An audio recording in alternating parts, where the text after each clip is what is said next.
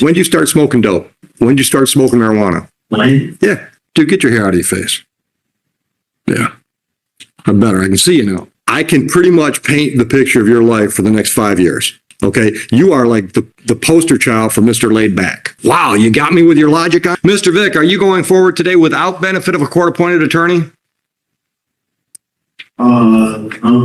Where's your attorney then? Who's your attorney? I don't have one. Then you're doing it without one, right? Yeah. Do you want to do it without one or you want to talk to one of ours? I'll do it without one. Okay. Dude, get your hair out of your face. Yeah. I'm better. I can see you now. All right.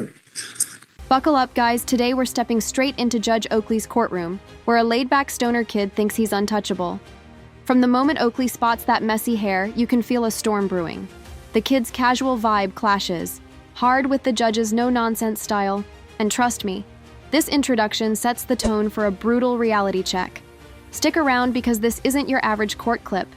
It's ego versus consequences in raw form. All right, I've got a ticket here, and the prosecutor says you're going to plead responsible to double parking, and we're going to dismiss a misdemeanor charge of reckless. Is that correct? Yes. That's the way you want to resolve this today? Yes. Okay. How old are you? Let me see. All right, I understand you're almost done with school? Yes, sir. Then what's your plan? I've been trying to get a job ever since I was 7. Stop right there. Stop right there. Where have you been trying to get a job? I'm trying to get a job at the service yard at Holiday Inn at the apartments. Okay. Why do I have a ROA for double parking? All right. Guys, here's where the kid shows just how clueless he is. With zero hesitation, he admits he has no lawyer and shrugs it off like it's nothing. Oakley keeps it calm, but you can hear it in his tone. He knows this boy's about to trip over his own mouth. This whole moment screams, "I don't need help, I got this." And spoiler, he definitely does not. It's the first red flag that this courtroom visit might not shake him awake. And we've already got adult ROA for it? Oh. So everything. It's confusing. No, it's not the way I'm used to saying it. I thought we had 2 tickets going.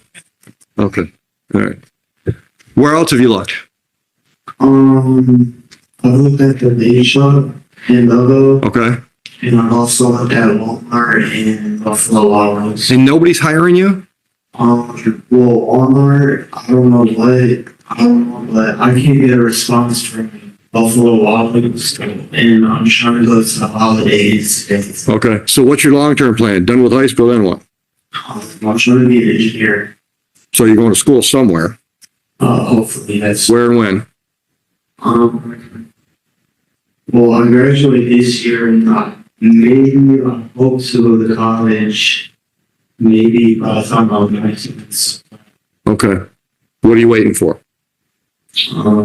Nothing really. Then why aren't you going to college now? As soon as you graduate? I'm trying to finish school right now. No, as soon as you graduate. As soon as I graduate. Yeah. Why aren't you planning on being in school somewhere in the fall? I really didn't think about that. When did you start smoking marijuana? When? Yeah. 2 years ago. Okay. How often you hit it? That often. What's that mean? Like barely. What's that mean? Give me a frequency, brother. Now watch how Oakley tries to peel back the layers.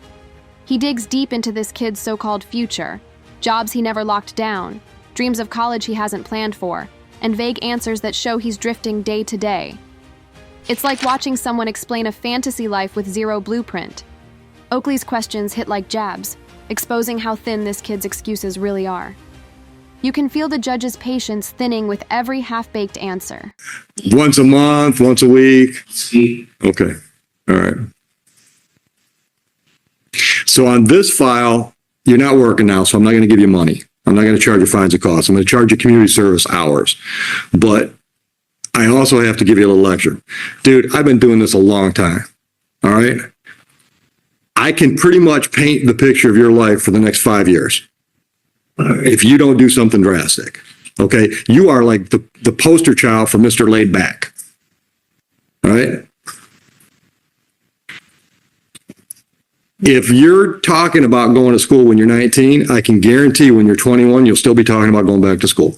Guaranteed. I mean, I would bet $100 of mine against one of yours that by then you could come back and we'd still have this conversation about your planning on it. Okay. If you were my nephew, I would put you in a car. I would drive you over to Canton on Ford Road. I would walk you into the recruiting office where you can talk to the Army, the Navy, the Coast Guard, Air Force. They're all in one building. And I would have you go door to door to door and find out what they could offer you if you sign up. Because that's what you need to do. You need to completely shake up your life to make something happen. Have you ever considered it? And I know you don't want to cut your hair, but it'll grow back. This is the part that leaves no doubt. Oakley goes straight for the truth and asks about the weed. The kid tries to downplay it, claiming he barely smokes. But the blank stare and lazy vibe betray him. The narrator's take is priceless, painting him as someone who's been faded since birth. It's both funny and tragic. A young guy so deep in the clouds he can't even own up to his habits properly. Oakley sees right through it and doesn't hold back. Have you ever considered it? Why not? Why? Because that's a valid reason. Wow, you got me with your logic on that. Okay, well, if I get a job, I can pay for it. No, you can't. You can't pay for an engineering degree working at Walmart. You can't. If you join the military, they'll send you to college. You know, every one of the branches of our armed forces have engineers. There are Army engineers, there are Navy engineers. That's a plan, dude. You don't have a plan. Okay, well, the officer that got me fired, well, I did have a plan, but the officer that got me fired, he should be able to get something. Officer got you fired. Yeah. Okay, where were you working? The USC fellow. Okay, and how did you mean a cop? Yeah. How did the cop get you fired? He was a member at the USC, and when it happened, I guess he thought he had Here comes the hammer. Judge Oakley drops a brutal truth bomb about what the next 5 years will look like if this kid doesn't make a hard pivot. He lays out exactly how drifting turns into a wasted decade. Then, Oakley flips the script. Military service.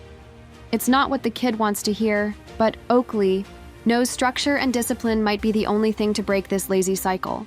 The kid's stunned silence says it all. Reality just hit. You mean when this happened? Okay. All right. Okay. So I'll give you that. Okay. How's that change what we're talking? We're not talking about this case now. We're talking about your life. How's the cop getting you fired determine whether or not you can afford to go to engineering school? Because I wouldn't have a job to pay for. The BYC isn't going to pay for 4 years of college, dude. What were you making? $15 an hour? I mean, I was making about $14,000 a year, so I mean, That ain't even going to cover to it. well, I'm also adopted, so you know, the state would pay for it. Okay. Okay. I'll see you again. 30 hours community service. Have it done by February 1st. Goodbye.